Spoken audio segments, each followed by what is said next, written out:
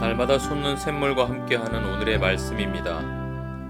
8월 19일 월요일 오늘의 말씀은 데살로니가 전서 4장 13절부터 18절까지입니다. 형제들아, 자는 자들에 관하여는 너희가 알지 못함을 우리가 원하지 아니하노니 이는 소망 없는 다른 이와 같이 슬퍼하지 않게 하려 함이라. 우리가 예수께서 죽으셨다가 다시 살아나심을 믿을진대 이와 같이 예수 안에서 자는 자들도 하나님이 그와 함께 데리고 오시리라. 우리가 주의 말씀으로 너희에게 이것을 말하노니 주께서 강림하실 때까지 우리 살아남아 있는 자도 자는 자보다 결코 앞서지 못하리라. 주께서 호령과 천사장의 소리와 하나님의 나팔 소리로 친히 하늘로부터 강림하시리니 그리스도 안에서 죽은 자들이 먼저 일어나고 그 후에 우리 살아남은 자들도 그들과 함께 구름 속으로 끌어올려 공중에서 주를 영접하게 하시리니 그리하여 우리가 항상 주와 함께 있으리라. 그러므로 이러한 말로 서로 위로하라.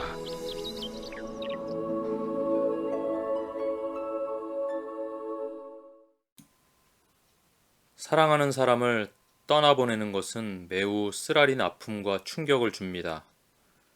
그것은 자기 자신의 일부를 잃는 것입니다. 그것은 몇 달이 혹은 몇 년이 걸릴지도 모르는 철저하고 고통스러운 시간을 요구합니다. 그것은 믿음이 있는 사람들에게도 마찬가지입니다. 죽음은 또한 죽은 사람들에 대해 괴로운 질문들을 던지게 만듭니다. 그들에게 무슨 일이 일어난 것인가? 그들은 지금 어떤 모습일까? 우리는 과연 그들을 다시 만날 수 있을까? 오늘날 우리는 기술의 발전과 의학의 진보를 통해 수명이 연장되고 삶의 질이 향상된 시대를 살고 있지만 여전히 죽음의 공포 가운데 살고 있습니다. 오늘 본문은 죽음을 대하는 우리의 태도에 대해 중요한 통찰을 제공합니다. 이는 삶의 질을 결정하는 중요한 요소가 됩니다. 말씀을 통해 죽음을 넘어서는 삶의 진정한 의미와 목적을 바라보길 원합니다. 데살로니가 교인들은 그리스도의 재림에 대한 기대감이 매우 높았습니다. 왜냐하면 당시 많은 성도들은 그리스도의 재림이 자신들의 생애 중에 일어날 것으로 기대했기 때문입니다. 그래서 어떤 사람들은 자기 일자리를 버렸는가 하면 어떤 사람들은 함께 신앙생활하던 교우의 죽음을 전혀 예상하지 못했습니다. 당시 일반적인 생각은 육체의 죽음을 삶의 마지막인 소멸로 봤던 것입니다. 그들은 부활의 소망이라는 것이 없었기 때문에 슬퍼할 수밖에 없었습니다. 바울은 디모데를 통해 데살로니가 교인들의 상황을 들었습니다. 그리고 죽음과 부활에 대한 명확한 진리를 전합니다. 13절 보세요. 형제들아, 자는 자들에 관하여는 너희가 알지 못함을 우리가 원하지 아니하노니 이는 소망 없는 다른 이와 같이 슬퍼하지 않게 하려 함이라. 바울은 먼저 슬퍼하지 말라고 합니다. 사실 사랑하는 사람을 잃었을 때 슬퍼하지 않는 것은 매우 매정하고 비인간적인 일입니다. 그럼 바울이 금하고 있는 것은 무엇입니까? 그것은 그냥 슬픔이 아니라 소망 없는 슬픔입니다. 그렇다면 그 소망은 무엇일까요? 14절 15절입니다. 우리가 예수님께서 죽으셨다가 다시 살아나심을 믿을진대 이와 같이 예수님 안에서 자는 자들도 하나님이 그와 함께 데리고 오시리라. 우리가 주의 말씀으로 너희에게 이것을 말하노니 주께서 강림하실 때까지 우리 살아남아 있는 자도 자는 자보다 결코 앞서지 못하리라. 아멘.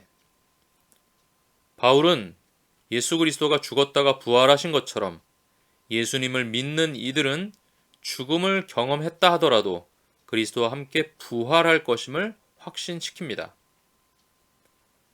예수님을 믿다가 먼저 죽은 그리스도인들이나 살아있는 그리스도인들 누구도 뒤에 남겨지거나 복에서 제외되는 불이익을 절대로 당하지 않는 것입니다. 성도는 죽음, 즉 영혼과 육신의 장막을 벗은 이후에 어떤 무의식 상태에 있는 것이 아니라 하늘에서 그리스도와 함께 있습니다. 예수님께서는 십자가상에서 회개한 한 강도에게 그날 함께 낙원에 들어갈 것을 약속하셨습니다. 바울도 우리가 몸을 떠나는 날 주와 함께 거하게 될 것을 확고하게 선포했습니다. 이처럼 살아있는 성도나 먼저 죽은 성도들이 주님과 함께 주님의 날을 기다리다가 예수님 재림의 날에 어떤 일이 일어나죠? 4장 16절 17절입니다. 주께서 호령과 천사장의 소리와 하나님의 나팔 소리로 친히 하늘로부터 강림하시리니 그리스도 안에서 죽은 자들이 먼저 일어나고 그 후에 우리 살아남은 자들도 그들과 함께 구름 속으로 끌어올려 공중에서 주를 영접하게 하시리니 그리하여 우리가 항상 주와 함께 있으리라. 아멘. 바울은 죽은 자들이 먼저 부활할 것이라는 점을 강조하여 죽은 이들에 대한 데살로니가 교인들의 우려를 해소합니다. 그렇다면 성도는 이것을 어떻게 확신할 수 있을까요? 바울은 그 확증을 철학이나 이론에서 찾는 것이 아니라 오직 예수님의 죽으심과 부활에서 선포합니다. 우리가 예수님께서 죽으셨다가 다시 살아나심을 믿을진대. 아멘. 실제로 데살로니가 교인들이 이 편지를 받았을 당시에 성도들 중에는 예수 그리스도의 죽으심과 부활을 목격한 사람들도 있었습니다. 고린도전서 15장을 통해 그 중에 대다수가 지금까지 살아있고 어떤 사람은 잠들었다라고 증언합니다. 바로 그 예수님의 부활이야말로 성도들의 부활의 보증이라는 것입니다. 예수님께서 살아나셨으니 그와 같이 죽은 자들도 예수님처럼 부활한다는 것입니다. 이처럼 우리가 부활을 통해 얻게 되는 천국은 어떤 곳일까요? 17절에서는 우리 살아남은 자들도 구름 속으로 끌어올려 공중에서 주를 영접하게 하시리라고 말씀합니다. 구름은 하나님의 임재의 표시입니다. 우리가 천국을 생각할 때 흔히 황금길이나 면류관 등의 물질적 이미지가 연상되곤 합니다. 그러나 데살로니가 전서에서 바울은 천국을 하나님과의 교제, 그분의 임재로 묘사하는 데 초점을 맞춥니다. 이것은 우리가 이 땅에서 어떻게 살아가야 하는지, 무엇을 갈망하며 살아야 하는지 알려줍니다. 하나님과 함께하는 삶, 그 삶은 영적으로 충만하고 그분의 사랑과 은혜, 평화가 가득한 삶을 의미합니다. 또한 그것은 하나님과 함께 할 때만 가능한 것입니다. 마지막으로 바울은 데살로니가 성도들에게 이러한 말로 서로 위로하라고 말씀합니다. 말씀으로 서로 위로하고 모두가 주님 앞에 세워져 가도록 서로를 격려하며 넘어지지 않도록 하는 것. 그것이 바로 교회 공동체의 모습입니다. 사랑하는 성도 여러분, 우리가 죽음에 대해 생각하고 말하는 이유는 소망 가운데 오늘의 삶을 더 잘 살기 위해서입니다. 우리가 부활의 소망을 더욱 분명히 하는 것은 우리에게 주신 오늘의 사명을 더 잘 감당하기 위해서입니다.